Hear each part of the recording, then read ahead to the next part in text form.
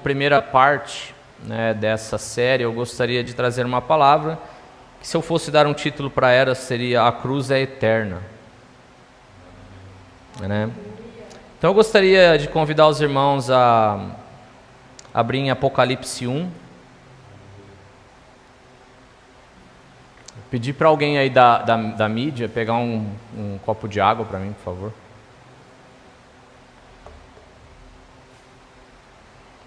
Por favor. Apocalipse 1, verso 4. Quem puder abrir aí para acompanhar a leitura.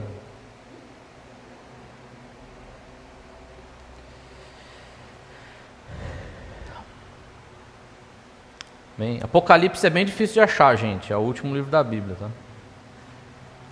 Você de marcha ré você acha rapidinho, né? Então Apocalipse 1:4 diz assim, né? João, às 7 igrejas que estão na província da Ásia, que a graça e a paz estejam com vocês, da parte daquele que é, que era e que há de vir, da parte dos 7 Espíritos que estão diante do seu trono, e da parte de Jesus Cristo, a fiel testemunha, o primogênito dos mortos e o soberano dos reis da terra, aquele que nos ama e pelo seu sangue nos libertou dos pecados e nos constituiu reino, sacerdotes para seu Deus e Pai, a ele a glória e o domínio para todos sempre. Amém. Eis que ele vem com as nuvens e todo olho o verá, até mesmo aqueles que os traspassaram, e todas as tribos da terra se lamentarão por causa dele, certamente. Amém. Eu sou o Alfa e o Ômega, diz o Senhor Deus, aquele que é, que era e que há de vir, o Todo-Poderoso. Amém? Mas Felipe, o que a cruz tem a ver com essa passagem? Né? Você pode estar se perguntando aí, né? Obrigado pela água. O que a cruz tem a ver com essa passagem? A gente vai chegar nesse ponto, né? Então a gente leu uma passagem do livro de Apocalipse. Alguém sabe o que significa Apocalipse? A Dani já deu o spoiler aqui, né? Não é fim do mundo, não, né? Vamos assistir um filme do Apocalipse, do fim do mundo. Não é fim do mundo, né? Quando você pega a palavra Apocalipse, ela vem do grego apokalipto. Calipto significa ocultar, esconder. E apo é o prefixo desocultar, desesconder, que é revelar. Então Apocalipse significa revelação, tá? E esse texto aqui que a gente acabou de ler, esses 4 versos, né? 5 versos, eles são recheados de revelações. Está cheio de revelação aqui, né? E eu comecei a enumerar algumas delas e a gente vai discorrer junto aqui, né? Então a primeira delas, ele diz assim, ó, eu sou o Alfa e o Ômega, né? Alfa e Ômega, aqui João, o apóstolo João, que foi quem escreveu o Apocalipse, que foi quem recebeu essa revelação e colocou ela em um livro, né? Ele está fazendo alusão às letras do alfabeto grego, né? Alfa é a primeira letra, não há nada antes dela. Ômega é a última letra, não há nada depois dela. O que isso quer dizer quando Deus diz, eu sou o Alfa e o Ômega? Não há nada antes de mim e não há nada depois de mim. Eu sou o primeiro em tudo e eu sou o último em tudo. Isso quer dizer que tudo que existe, existe a partir dele. E que quando tudo acabar, só ele permanece.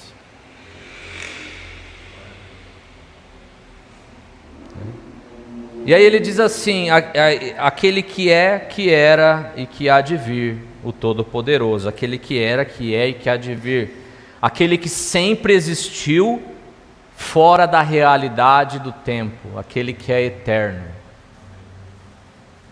Deus aqui falando dele mesmo, porque no verso 8 ele diz assim, ó, eu sou o alfa e o ômega, diz o Senhor Deus, aquele que é, que era, que há de vir, né? Então aquele que sempre existiu, fora da realidade do tempo, é eterno, né?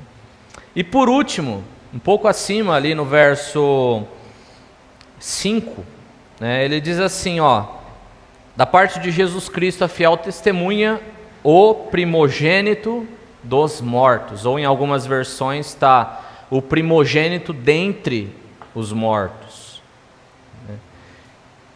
Para a gente entender isso, a gente tem que entender o que é primogênito. O que é primogênito? É o primeiro, normalmente a gente chama de primogênito o primeiro filho, né? Então o Ravi é o primogênito de vocês, o Guilherme é o primogênito da Dani, né? Mas o primogênito é o primogênesis, o primeiro que foi gerado. É o primeiro que foi gerado. E quando a gente usa aqui o primogênito dos mortos, ou dentre os mortos, a gente está falando que é o primeiro que foi gerado novamente depois de ter morrido.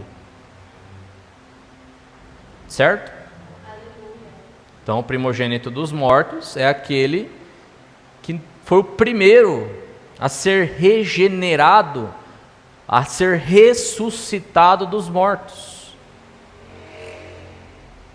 Mas peraí, Felipe, acho que você está me enganando. Não teve gente que ressuscitou antes de Jesus? Dá um exemplo aí. Lázaro, né? Quando você fala de quem foi ressuscitado, a primeira que vem na cabeça é Lázaro, né? Mas teve outros, né? Teve a filha de Jairo. Teve a filha de Jairo em Lucas 8. Lázaro está em João 11. Mas peraí, tem outros. Vamos voltar lá no Antigo Testamento. Teve um dia que Deus manda Elias ir até uma cidade chamada Sarepta. E aí ele fala assim, ó, vai até lá. Essa história para mim é uma das histórias mais absurdas da Bíblia. Deus fala para Eliseu, ó, vai lá para Sarepta, que eu vou usar uma mulher para te alimentar. Ela vai te dar algo para você comer. Aí ele vai. Aí ele encontra uma mulher que estava pegando a água num poço, não cortando lenha, desculpa.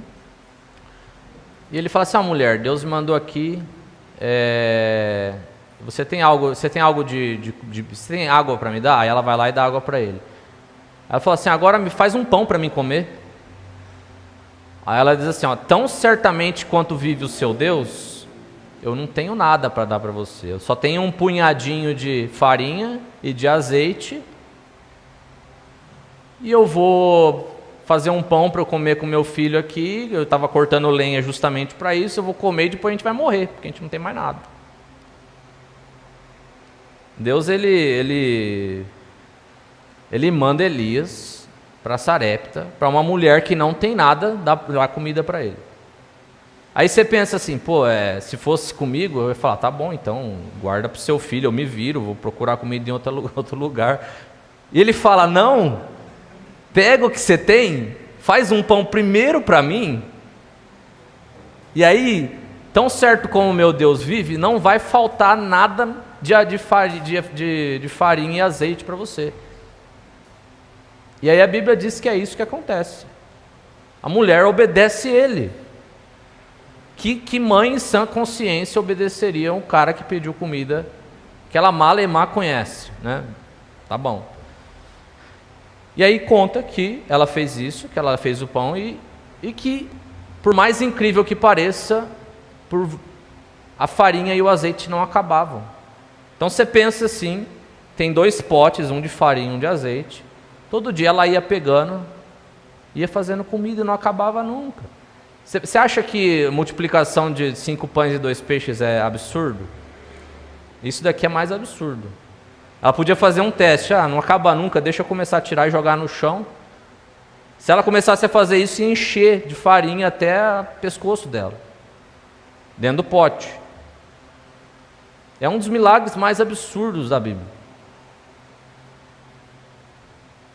E aí diz que ela alimenta seu filho, alimenta Eliseu por vários dias. E aí diz que o filho dela fica doente e morre. E aí ela vai brigar com Elias. O que você veio fazer aqui?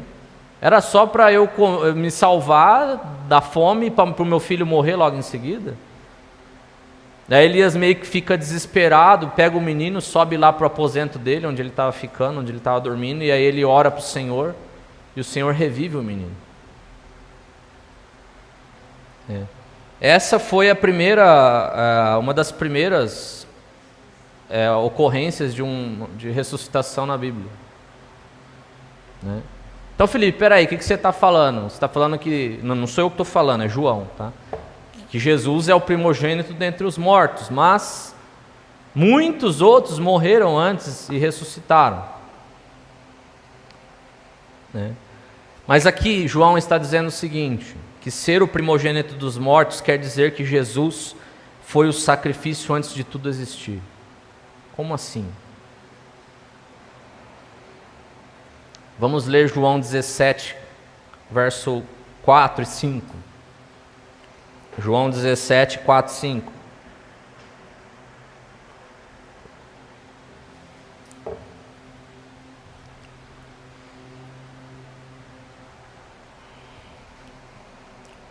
João 17, não sei se vocês estão cientes, mas João 17 é a oração sacerdotal. É um momento que tem na Bíblia que Jesus ele está falando com o Pai através do Espírito Santo.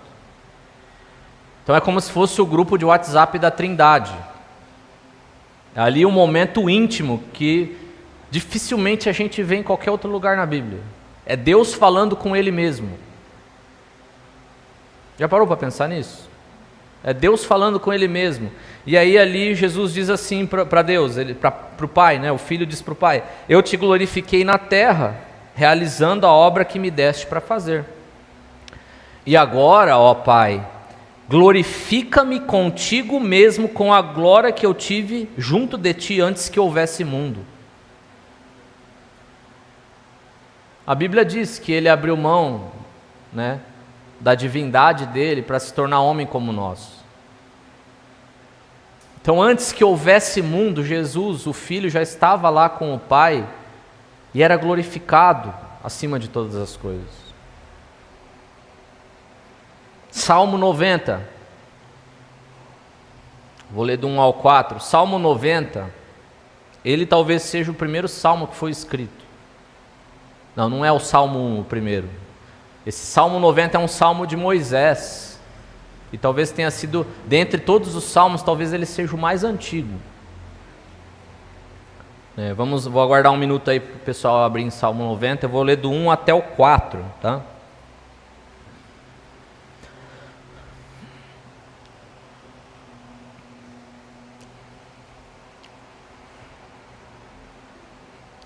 O Salmo 90 diz assim: Senhor, Tu tens sido o nosso refúgio de geração em geração.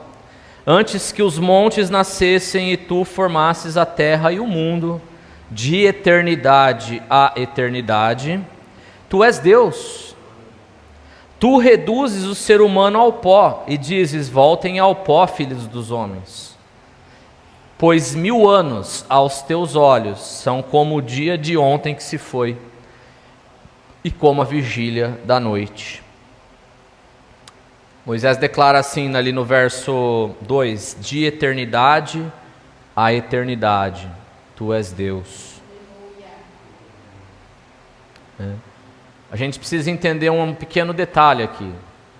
A gente costuma considerar a eternidade de forma errada, na nossa mente. Primeiro a gente precisa entender o que é algo finito. O que é algo finito para vocês? Algo finito é algo que tem começo e que tem fim. Então, a nossa vida é algo, a nossa vida nesse mundo, ela é algo finita. A não ser que Jesus volte antes da gente morrer. mas todos nascem e morrem. A nossa vida é algo finito. Aí tem um outro conceito que é algo infinito. O que é algo infinito? Não, algo infinito tem um começo, mas não tem fim. Quem estudou lá no ensino médio, lá os gráficos que fazia aquela curva assim, não terminava nunca, beirava ao eixo ali, mas nunca terminava, era algo infinito, né? Divide 10 por 3, o resultado é algo infinito. Esses dias o Natan veio me perguntar: pai, quanto que é 10 dividido por 3? Eu fiquei meia hora falando para ele. É 3,33333. Pai, é só os 6 primeiros. Falei: não, você está errado. Essa conta não tem um término, porque é infinito. Então, algo infinito é algo que começa, mas não tem fim. Tem um começo, mas não tem fim. E o que é eterno? A gente considera o que é eterno infinito na nossa mente. Porque algo que é eterno não tem começo e não tem fim. Mas a gente acha que algo é algo que não tem fim, porque a gente costuma dizer assim: ah, eu vou viver a eternidade com Cristo. Só que a gente só pensa que não vai ter fim. Por quê? Porque nós tivemos um começo, nós seremos infinitos, mas nós nunca vamos ser eternos. Porque só é eterno um, o Deus não criado. Porque algo que não tem começo é algo que nunca foi criado. Entendem a diferença? Entendem a dimensão do que é algo eterno? Entendem a dimensão desse atributo de Deus? O Deus eterno, a eternidade. Ele existe.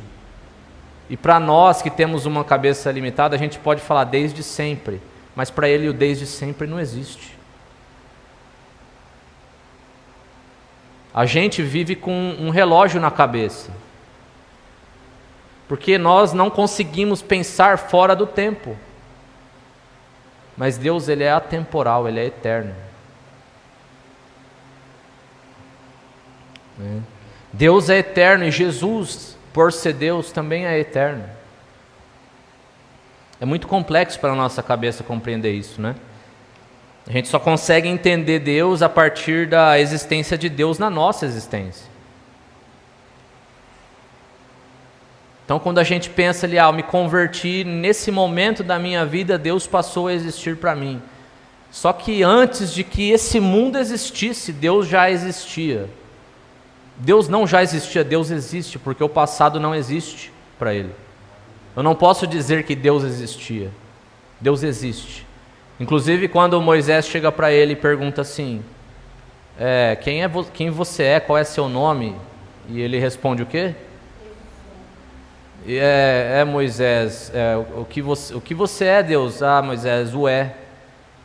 O é da sua frase, esse aí sou eu. O que você é, eu sou. Qual é seu nome? Eu sou. Moisés, você não vai conseguir entender, tá? É isso que ele estava dizendo. Se eu tentar te explicar, não vai dar certo. O é da sua frase sou eu, do que você é, né? Então compreender, né, a complexidade da eternidade de Deus é algo que a nossa mente não alcança, gente. A gente tenta, né? Talvez ali, né, quando a gente habitar com Ele ali na eternidade, depois que Jesus voltar e a gente tiver um corpo glorificado, talvez a gente até tenha uma clareza um pouco melhor do que é a eternidade de Deus. Mas nós que vivemos em um lugar dentro do tempo, onde tudo tem começo e fim, né? Por exemplo, nesse lugar que a gente vive, tudo tem começo e fim. Nossas vidas têm começo e fim. O dia tem um começo e um fim. Começou, né? Para o judeu começa às 6 da manhã, né? Para nós, a gente marca ali o horário gregoriano, ali começa meia-noite e acaba 11h59. Aí vira um dia começa e termina, aí começa outro. Nós vivemos nessa ideia de que tudo tem começo e fim. Então entender a eternidade de Deus é algo que nós não conseguimos de certa forma. A gente consegue ter uma ideia, mas não ter a ideia completa, a completude do que isso significa. O quão gigantescamente é ser eterno. Né? Deus, que ele por ser eterno, ele não depende do tempo. Para Deus não tem ontem e amanhã. Para Deus só tem hoje. Né? Deus, ele é atemporal, para ele não tem 2024, 2025. Ele não estava lá no Allianz Parque, lá no Réveillon. Porque para ele tanto faz. O ontem, o hoje, o amanhã. Estão entendendo? E é difícil a gente pensar fora da caixa do tempo, né? A nossa cabeça está dentro de uma caixa do tempo. E para a gente pensar em algo que não depende do tempo, a gente fica meio louco, né? E é engraçado porque o tempo é uma das coisas que afasta as pessoas de Deus. O tempo é uma das coisas que afasta as pessoas de Deus, porque muitos dizem que não tem tempo.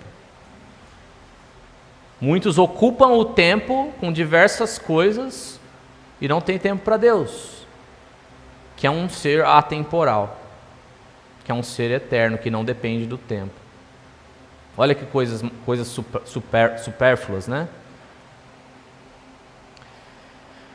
Então, para Deus tudo é, não existe foi ou será. Não existe passado e futuro. Para Deus é. Né?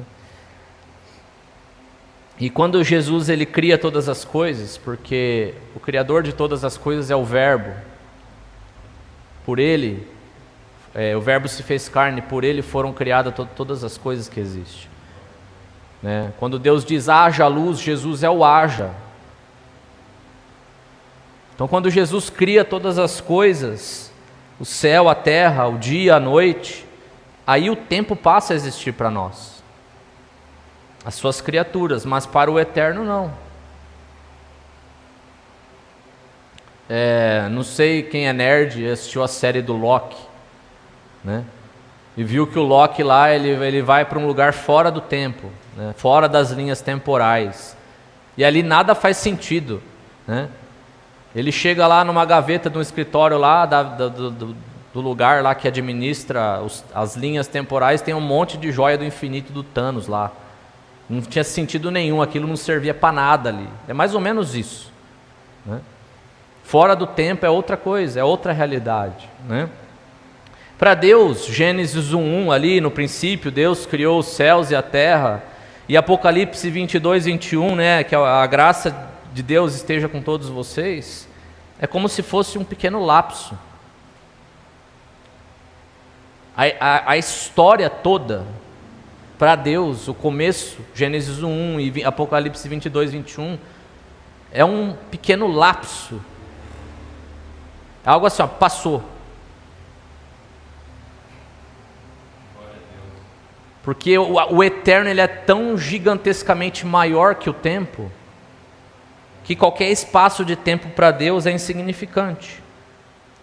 Moisés ele tenta dimensionar isso de forma inteligente. Ele disse aqui no Salmo 90 que para Deus mil anos nossos é como se fosse um dia para ele. Só que é muito mais insignificante que isso. E as pessoas, algumas tentam pegar isso e trazer como regra, né, de fato, né? A gente já viveu 7.000 anos desde Adão, então passou 7 dias para Deus. Aí tenta mensurar nas profecias lá de Daniel, as 70 semanas e não sei o que e tal. Não, gente, a gente não tem como mensurar isso daqui, porque a nossa cabeça não consegue.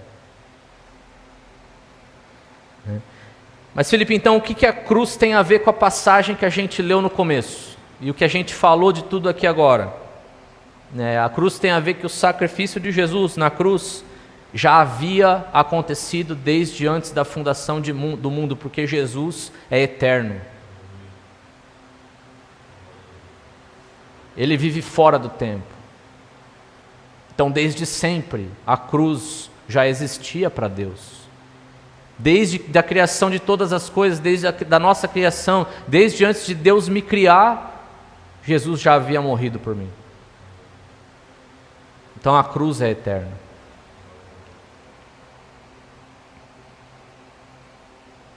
Quer ver uma ideia que talvez fique mais claro para todos nós, né? Pensa num filho, um pai e um filho.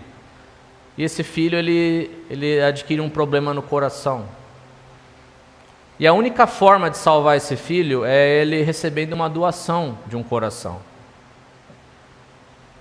Certo? E aí o pai, para salvar o filho, eles não encontram um doador compatível para esse menino, e o pai vai lá e doa. Vamos supor que o pai vai lá e doa o coração e morra por ele. Se sacrifique para que o filho pudesse ser salvo. Quem não faria isso aqui pelo seu filho? Só que esse ato é só uma materialização do amor que você já tinha pelo seu filho desde antes dele nascer.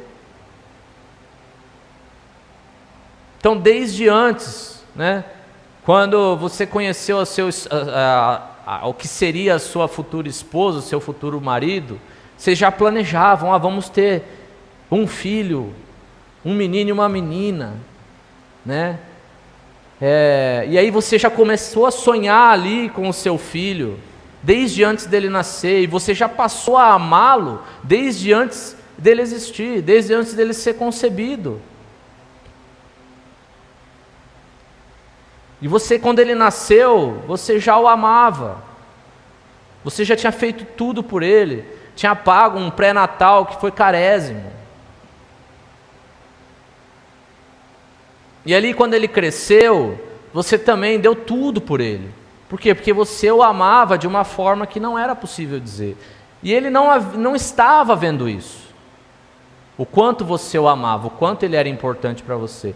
Mas ele passou a enxergar o quanto você o amava quando você deu o seu coração para ele. Você deu a sua vida por ele. Aí ele entendeu. Caraca, meu pai me amava com um amor sacrificial.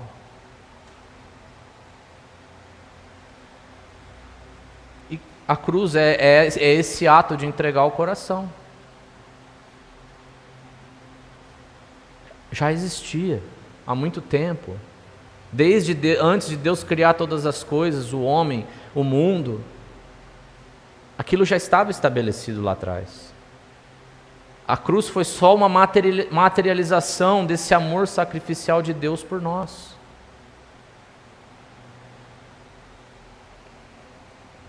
Então, olhar para Cristo na cruz é compreender que isso é somente a materialização do amor sacrificial que ele sempre teve, desde antes de tudo existir.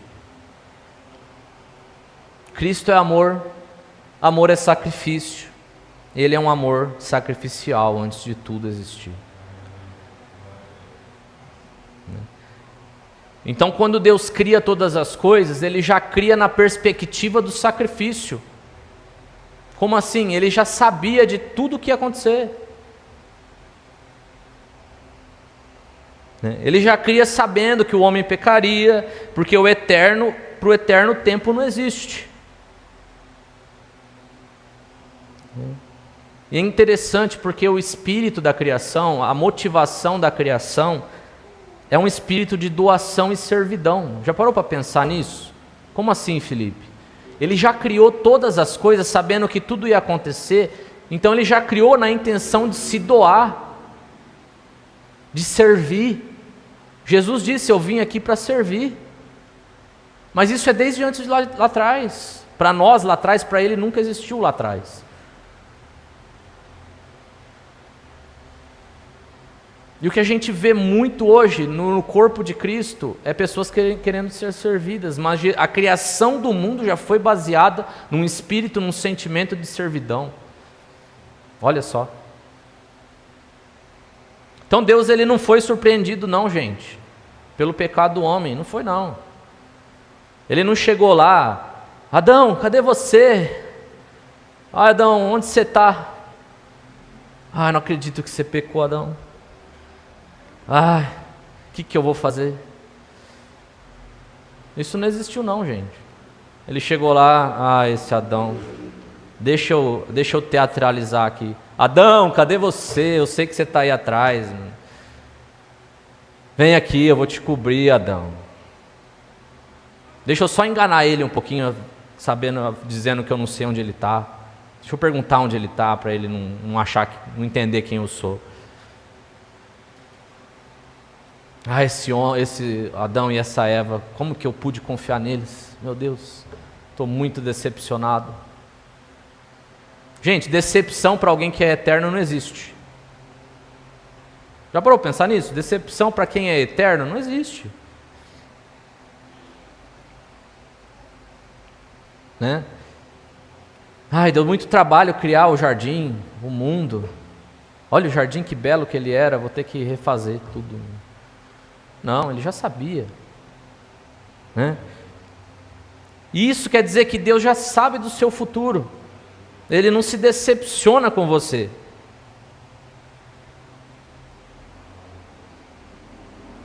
Às vezes as pessoas chegam assim, já chegaram para mim e falaram: Felipe, eu fiz uma mancada, acho que Deus está muito chateado comigo. Já ouvi 1000 vezes isso. Deus, ele está chateado comigo. Aí a pessoa deixa de vir na igreja porque acha que Deus está chateado com ela. Abandona a intimidade com Deus, fala: Deus não vai querer nem olhar na minha cara. Não vou nem orar hoje. Deus não quer olhar na minha cara, Ele está muito chateado com o que eu fiz. Né? Gente, Ele já sabia, relaxa. Ele já sabia que você ia tropeçar desde antes da fundação do mundo. Quanto menos hoje. Ele já sabia. Quem se decepciona com os outros somos nós, que não somos eternos, que vivemos na caixinha do relógio. Aquele que é eterno nunca se decepciona, ele já sabe de todas as coisas. Nós que somos limitados e temporais, nós nos decepcionamos uns com os outros. Deus não. É impossível alguém eterno se decepcionar.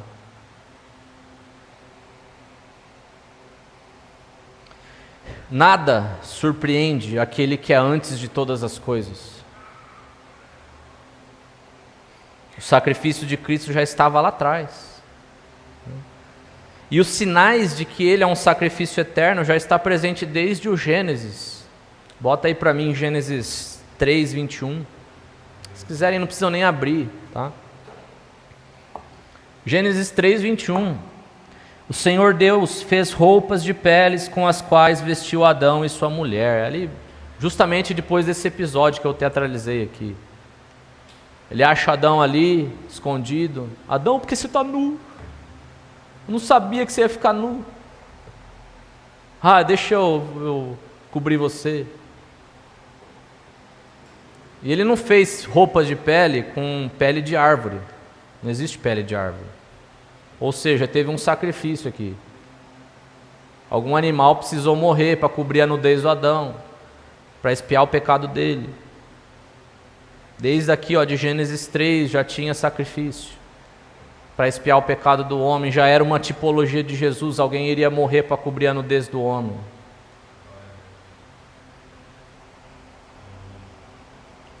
João 3,14. Bota aí João 3,14, não precisa abrir também não. E assim como Moisés levantou a serpente no deserto, assim também é necessário que o Filho do Homem seja levantado. O que está dizendo aqui? Isso daqui é uma referência a Números 21. Então o povo estava lá no deserto, Moisés estava lá, aí o povo pecou. Deus se enfureceu. Moisés que se enfurecia, Deus ele já sabia de todas as coisas, gente. Acho que Moisés escreveu tudo aquilo ali falando que Deus se enfureceu porque ele ainda não tinha total conhecimento de quem Deus era. Mas aí Deus mandou um monte de serpente para o acampamento para morder os pecadores. E eles morriam envenenados. Aí Moisés intercedeu pelo povo. Falou: Senhor, o que eu faço? Aí Deus fala, ó, você vai criar uma serpente de bronze, você vai erguer ela num pedestal bem alto. Quem for mordido pelas serpentes, olha para essa serpente de bronze e vai ser curado, vai ser salvo, não vai morrer mais. Aqui é uma tipologia de Jesus. Olha, vai ter um homem que vai ser colocado numa cruz, ele vai ser erguido. Se você olhar para esse homem e crer nele, você vai ser salvo.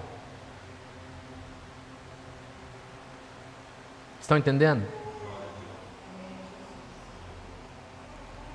Então a cruz já estava demonstrada no Antigo Testamento. A cruz não é algo que aconteceu nos Evangelhos, no Novo Testamento, não. Muito mais atrás, a cruz é algo que veio antes do Antigo Testamento. Antes de Gênesis 1:1, a cruz já estava estabelecida ali. A cruz ela é eterna, ela está presente em todos os momentos. Jesus ele não foi crucificado na data que o Império Romano decidiu que ele seria. O Império Romano não tinha poder para decidir isso. Então Jesus sempre foi um sacrifício eterno. Sempre foi, só que teve um dia que ele fez o transplante de coração para a gente. Que foi aquele dia da crucificação. Ele não passou a ser o que ele sempre foi. Para ele não existe isso. Ele é imutável porque ele é eterno. A eternidade de Deus nos leva a quase todos os outros atributos dele. Ele é onisciente, por quê? Porque ele é eterno. Ele é imanente, por quê? Porque ele é eterno. A gente vai falar sobre isso. Ele é imutável porque ele é eterno. Para ele não tem o ontem e o depois, como é que ele vai mudar? Não tem o ontem e o amanhã, como é que ele vai mudar? Então nós fomos gerados pela cruz. Nós fomos gerados pela cruz, pois a origem de todas as coisas é a cruz. A cruz é o sustentáculo de todas as coisas, é ela que nos mantém de pé. Ela não só nos gerou, mas ela nos mantém. Casamentos e relacionamentos, para pensar comigo. Um casamento ele só perdura, ele só se mantém, porque tem alguém que se doa e se sacrifica. É impossível um casamento durar se não tem uma das duas pessoas que decidiu se doar e se sacrificar pelo outro. Nenhum relacionamento, inclusive fora do casamento, sobrevive sem um amor sacrificial.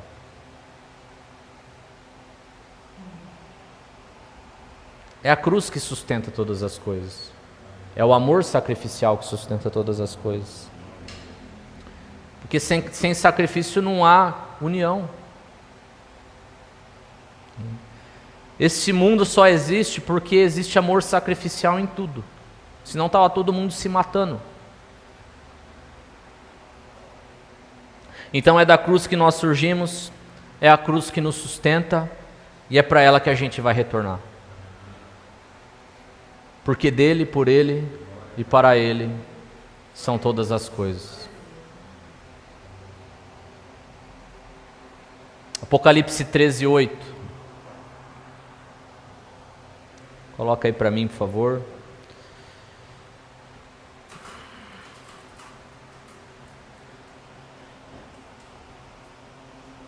Apocalipse 13:8.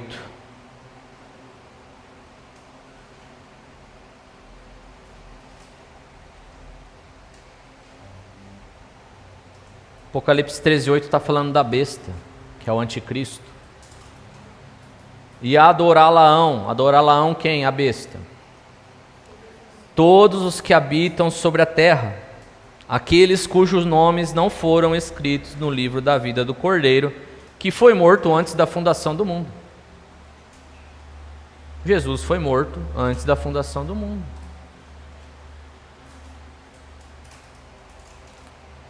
Os nomes foram escritos antes da fundação do mundo, no livro da vida. Olha que coisa louca. O perdão chegou antes da culpa. Quando você peca, Ele já te perdoou, antes da fundação do mundo.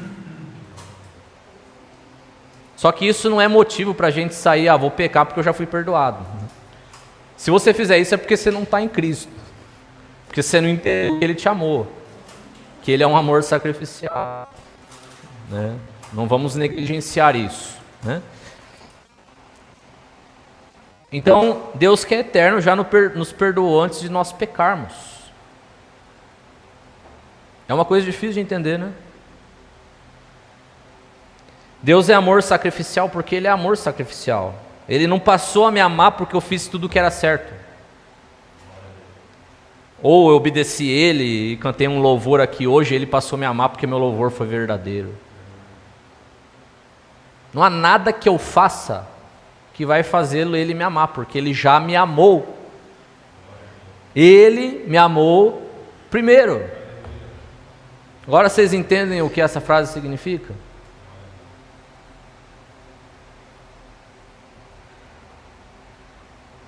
Ele é antes de eu ter feito louvor aqui. Ele me ama porque Ele é amor, não porque eu sou amável ou digno de ser amado. Ele me ama porque Ele é amor. Ele te ama porque Ele é amor. Não há nada que você faça que vai fazer Ele te amar. Ele te amou primeiro. E aí a gente entra numa questão. Ele não me faz o que eu peço porque eu peço. Né? Sabe, ontem eu fiz aquela oração forte, né? E Ele me ouviu. Sabe qual a diferença de oração forte para fraca? Nenhuma. Não existe oração forte e fraca. Então eu fiz aquela oração, eu fui atendido, Ele me ouviu. Você acha que Deus olhou para o seu problema no dia que você orou? O que é eterno? Desculpa, Deus, eu estou precisando disso aqui, você não me ouviu? Eu estou falando. Meu filho, perdoa, eu não te ouvi, eu estava ocupado com outras coisas. Estava dando atenção para outro irmão que está precisando. Deus pode me socorrer agora? Agora não, Ele já te socorreu. Desde antes da fundação do mundo, Ele já te socorreu. Deus, eu te pedi isso. Eu sei. Eu já sei disso antes de você me pedir. Por que você não me deu? Por que não?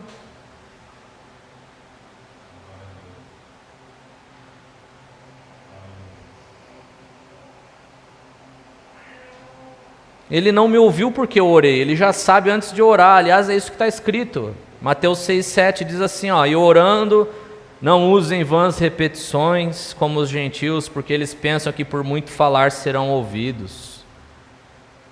Não sejam, portanto, como eles. O Pai de vocês sabe o que vocês precisam antes mesmo de vocês pedirem. E a gente vive orando, esperando que Deus ouça a nossa oração. Vamos fazer uma corrente, todo dia 5 da manhã aqui na igreja. A gente vai orar e Deus vai abençoar. Deus vai ouvir. Se a gente dobrar nosso joelho, todo mundo junto aqui às 5 da manhã, e orar 30 minutos de joelho, Deus vai orar, Deus vai ouvir. Sabe o que é isso? É uma fé no método e não uma fé no Criador. É isso que mata os crentes hoje. Fé no processo, fé na forma como você está orando, tem fé em tudo, menos em Jesus.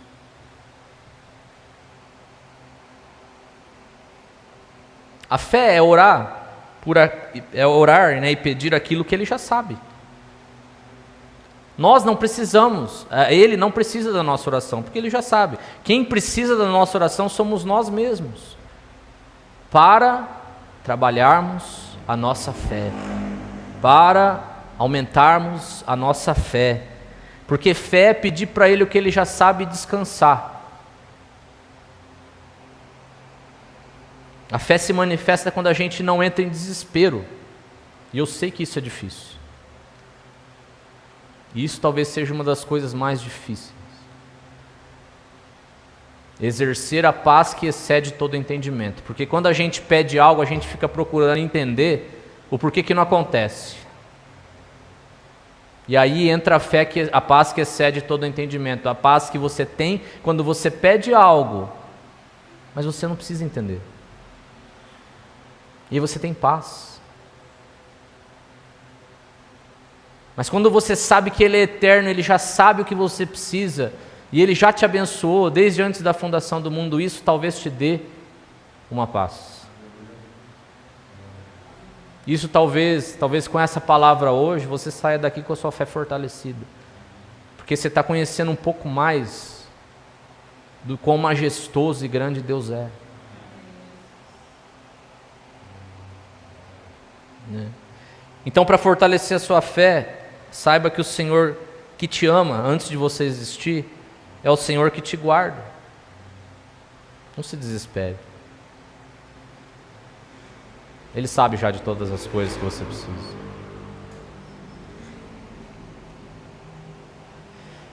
A cruz, ela não foi um plano B de Deus. Ô pai, a gente estava aqui falando, deu tudo errado, você criou o homem. Não, nós criamos o homem. Pergunta aí para o Espírito Santo, nós criamos o homem. A culpa foi sua. O que a gente vai fazer? Vamos mandar você lá, vai lá filho, agora você vai resolver o problema para nós. Não foi assim não, tem muita gente que acha que é isso. Que Deus, tem muita gente que não fala, mas pensa assim. Que Jesus foi um plano B de Deus para salvar o homem que deu errado.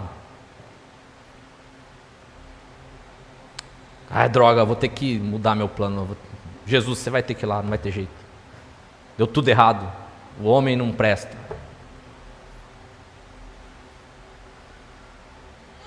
Você acha que Deus, o Deus eterno e imutável, Ele mudou a mentalidade, o pensamento dele acerca do homem e fez tudo diferente?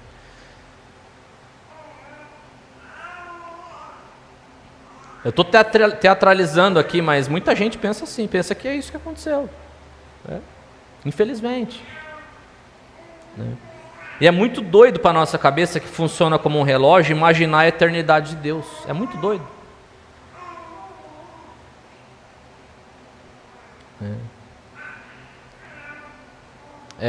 Alguém chama a Nath lá para mim, pede para ela liberar as crianças já. A gente vai cear juntos, né? Então nós fomos gerados pela cruz e somos sustentados pela cruz. Nós não corremos atrás de Deus, nós habitamos nele.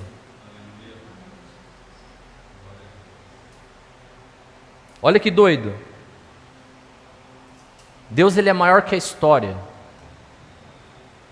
Ele é maior que o tempo. Então ele não está aqui. Quer dizer, ele está aqui. Ele está dentro do coração dentro de cada um, através do Espírito Santo. Mas ao mesmo tempo nós estamos dentro dele. Porque ele engloba o tempo. Ele é maior que o tempo. Isso é o Deus emanente. Ao mesmo tempo que nós estamos nele, ele está em nós.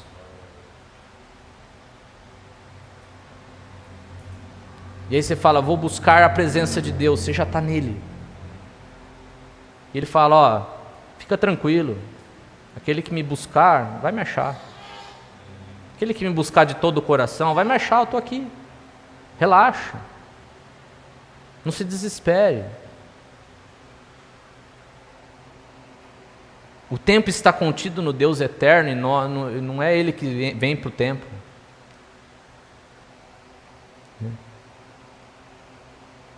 Então, para onde você for, seja para uma montanha, seja para outra cidade, se você for para o abismo, para o Polo Sul, para a Antártida, para o reino oculto lá que está embaixo das pirâmides do Egito, agora só se fala nisso, que existe um reino oculto embaixo das pirâmides do Egito. Se for lá nesse reino oculto, Deus está lá. Por quê? Porque o reino oculto está nele. Se você colocar a sua cama no mais profundo abismo, Como diz o salmista, Deus está lá. E a tua mão guiará. Para onde eu fugirei da tua presença? Quem que fala isso? Salmista, Deus, para onde eu fugirei da tua presença? Deus diz, o Eterno diz, não dá, porque você só existe na minha eternidade.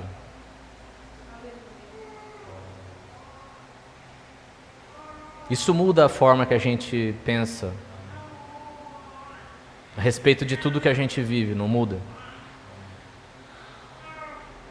O que eu posso pedir para Ele agora? Agora que eu sei o quão eterno Ele é, que nós estamos contidos nele, o tempo está contido nele, como que eu vou não confiar nele? Muda a nossa forma de pensar, a nossa forma de orar, a nossa forma de agir em relação a Ele, a nossa forma de olhar para os outros.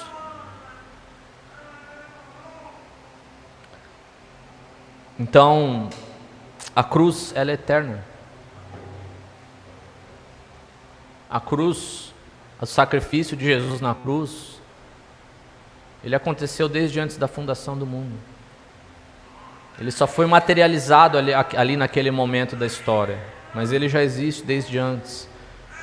E a cruz é aquilo que nos gerou, aquilo que nos sustenta. E é para ela que nós vamos voltar. Amém? Toda a criação emana do amor sacrificial eterno materializado na cruz.